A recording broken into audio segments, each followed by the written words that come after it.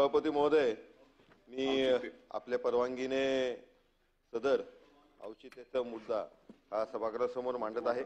लाच घेताना पकडल्यानंतर संबंधित अधिकाऱ्यांची पुढील चौकशी लाचलुचपत प्रतिबंधक विभागाला 423 प्रकरण राज्य सरकार, विविध विभाग आणि महापालिकेच्या मंजुरीची प्रतीक्षा असल्याचे फेब्रुवारी 2025 मध्ये निदर्शनास आले।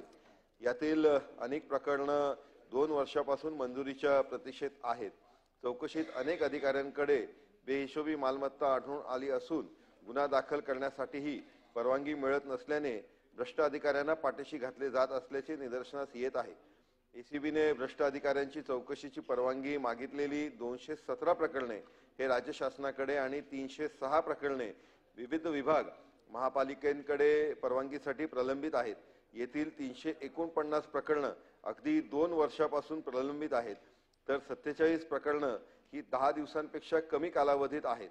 भ्रष्टाचार प्रतिबंधक कायद्याचे कलम 17A अनुसार भ्रष्ट शासकीय अधिकाऱ्यांविरोधात तपास सुरू करण्यापूर्वी एसीबीला संबंधित विभागातील सक्षम अधिकाऱ्याची परवानगी घेणे बंधनकारक आहे।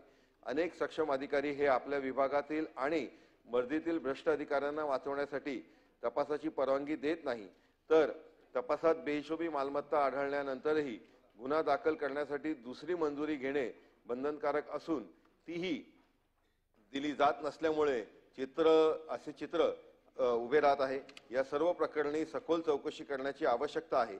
यावर शासनाने तात्काळ कारवाई करून संबंधित दोषी व दोषींना पाठीशी घालणाऱ्या अधिकाऱ्यांवर कारवाई करावी, एवढीच मागणी मी या औचित्याच्या मुद्द्याद्वारे करत आहे। अभिजित वंजारी।